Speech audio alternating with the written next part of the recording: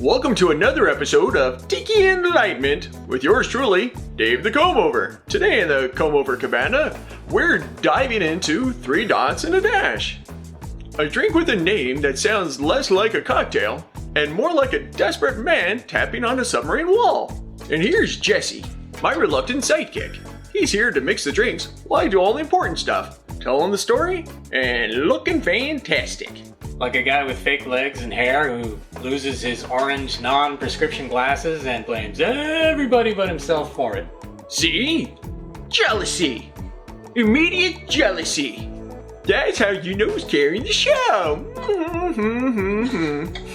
You can't carry anything. You don't have any real hands or legs. Your whole body is stock footage from months ago. Yeah. Now, the 3 dots and a dash was created by Donn Beach. Yes, the high priest of organized tropical confusion. Donn ran his bar like a coded transmission from a better life. Start with 1.5 ounces of aged Rhum Viox Agricole. Rhum,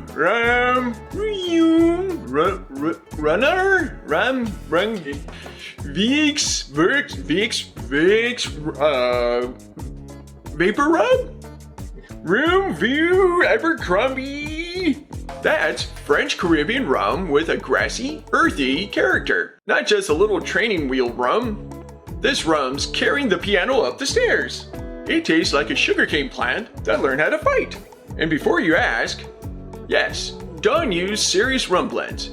He wasn't just dumping liquor together like a guy at a tailgate party with unresolved emotional problems.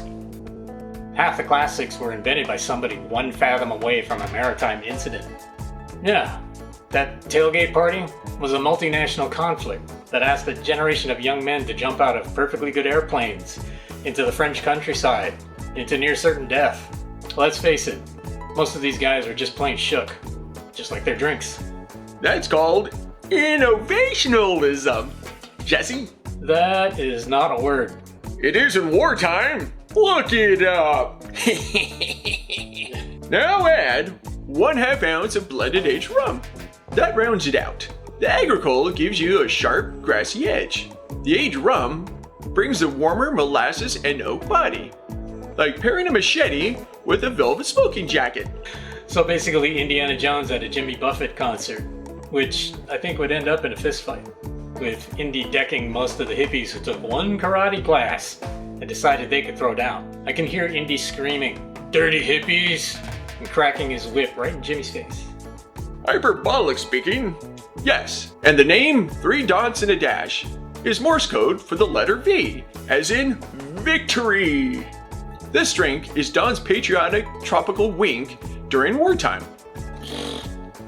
Using Morse code to order drinks is a recipe for disaster. You think you typed out Bloody Mary, but you get back an order of pig's feet and onion rings. Yup, the details matter. Next, a 1/4 ounce of Falernum. Now, Falernum brings spice, almond, clove, ginger, lime. It's one of those Tiki ingredients that makes civilians nervous. You know, it honestly amazes me you can pronounce cocktail ingredients correctly about 30% of the time. I'm multilingual, Jesse. Yeah, if those languages are lorem ipsum or Esperanto. You should ask for your Duolingo money back. I speak conversational nonsense. Fluent conversational nonsense. That part, I believe. I know how to say it. Falernum. No. Falernum. Also no. Falernum. Floor lineman. No, that's a professional trade. One that pays better than this one. Fine, whatever. This pirate cough syrup is called. Put a 1/4 ounce in. La la la la la. You need Falernum because Tiki isn't just fruit and rum. That's amateur hour. Tiki's architecture. Layers, hidden compartments, emotional instability with garnish. Architecture. The amount of fire hazards at any tiki bar could probably make that scene in Goodfellas look like an easy bake oven cook-off. Excommunicado! A rare moment of cultural growth for you, Jesse. Now, add a 1/4 ounce of Allspice Dram. That deepens the spice profile. Warm, aromatic, slightly mysterious. This is part of the drink that makes you feel like there's a storm somewhere offshore, and you made peace with it. If I have to make peace with anything before we drink this, I want to talk to a lawyer. Donn Beach loved layering drinks like this. You spend half the night trying to decode the thing. I can see Trader Vic saying right now, yeah, which parts did he steal from me? Ha! Good! Healthy competition. That built the empire. Next, half an ounce of honey syrup. Not straight honey, because we're making a cocktail. Not roofing the shed. We're using spicy honey syrup. So, you get sweetness up front, and a little heat sneaking in behind it. Honey sneaks up from behind. Have you actually tried roofing something with honey? A couple summers ago in the 70s, got experimental. And her real name was... never mind. And Donn wasn't just making drinks, he was making escapism. The warriors were tense, ugly, and uncertain. Then you walk into one of his bars and suddenly it's masks, bamboo, mystery, and a drink named after a victory code.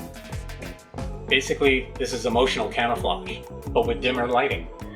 You know, I think Tom Berenger said it best in Platoon when his character said, "Y'all drink this shit to escape from reality? I have reality." I've had a few exes that were tense, ugly, and uncertain. Inscrutably! Hey, that's good! Write that down. No, don't. I'm taking credit for that. Like a puppet with a dead ferret for hair. Ahoy, cocktail adventurers! Do your Mai Tais have nowhere to dock? Are your Tiki mugs wandering aimlessly like Jesse at a Trader Vic's happy hour? I don't wander, I browse with purpose. Then you need to get the Tiki Talk Mai Tai shelf. Handcrafted to look like it floated straight out of Adventureland. This beauty gives your bar a proper place to park your mugs, rums, and cocktail treasures. You know, and unlike Dave's hair, this is solid. Real wood, sturdy build, and no assembly required. You do, however, have to flip the switch. Exactly! Rustic, nautical, and already weathered with that "I survived a shipwreck and lived to party" charm. It's not just a shelf, it's a conversation piece. It whispers, "Pour another drink and tell me about your questionable choices." Pretty sure this thing is whispering, "Buy me," before Dave breaks me on set. So set sail with the Tiki Dog Mai Tai shelf. Get yours now at wildernessadventuregoods.com before Jesse turns them into a nightstand. No, honestly, that's not the worst idea you've had. And then they met on the island of Hawaii, and they... Oh no! Act out, Joe. Now, half an ounce of fresh lime juice. You need this acid. Without it, this thing goes soft and lazy. So something you've clearly never had. Limes keep the sweetness in check and gives the drink lift. Like a good editor trimming the nonsense out of a bad script. Or like good nonsense edited into a script in need of trimming. I am the fully remastered collector's edition, Jesse. Follow that with a half an ounce of orange juice. Not too much. This is not breakfast at the Marriott. Marriott. Orange here adds body and soft citrus roundness. Just enough to bridge the sharper lime and the spice. And that's why Donn mattered. He didn't invent drinks. He invented moods. Half the Tiki world has been trying to decode the notebook ever since. Like the Dead Sea Scrolls. But the Rosetta Stone was a cocktail napkin that said, "Just steal Donn's notes." So cryptic. And more useful. Now, add 1 dash of Angostura bitters. That little dash tightens the whole drink. Spice, structure, finish. It's the stern father in the room telling the fruit to get its act together. What are you doing, you ding-dongs? Good. Now, fill the shaker with ice and give it a solid shake. There's also a dramatic detail here. Donn Beach's original recipes were famously hard to pin down, because he guarded them like nuclear launch codes. Different rums, coded notes, weird abbreviations. He made sure copying him wasn't easy. So if you find a locked briefcase, some handcuffs, and or tropical print shirts locked in a bunker somewhere, you haven't found the missing nuclear football. You could be sitting on some hidden Tiki knowledge though. That's heritage. Now, take a tall Tiki glass, or chimney style glass if you got one, and fill it with crushed ice. And yes, this drink deserves the right glassware. Don't serve this in some sad, dirty coffee mug, like you've given up on life. This is a vertical drink. It should stand there proudly, like it just returned from the Pacific Theater. Most of your glassware does look like it survived at least one World War. Or World War I. That glass enlisted under my leadership. Saw things, lost friends. Strain the drink into the glass. Top it off with a little more crushed ice if you got it. Now, the garnish matters, because this is where the drink earns its name. Traditionally, 3 cherries and a pineapple frond. 3 dots, 1 dash. Yuck, yuck, yuck. Morse code for victory, see? Tiki can be smart. When it's not setting itself on fire. Forget the curtains, put me out. It's honestly one of the best garnish ideas in Tiki. Clean, clever, readable. Not too unlike the fruit dicks carved into earlier concoctions. Yeah, unlike your face. Still less confusing than your hair. Or your mustache, which has more lean muscle mass than any other part of you. All right, moment of truth, or dare. Yeah, that's legit. It's bright up front, spiced in the middle, and the rum actually tastes like it belongs there, instead of just showing off. Oh, that's excellent. I feel like I'm on a beach, but not Normandy. That's because this drink has discipline, structure, purpose, unlike modern society, and your entire life, Jesse. You mean unlike your pronunciation of Falernum? Nailer fum, No. folder nam, Still no. feeler num num num. No. Faller ham, No. mailer flom, No. flan tres leches. You somehow made it worse. And yet, the drink survived, unlike several pronunciations. It's kind of the theme of the show, really. Fair, but I'll say this. 3 dots and a dash is one of those drinks that proves Tiki isn't fluff. It's history, mood, craft, and just enough theatrical nonsense to make life tolerable. So, a battlefield dispatch, but tasty.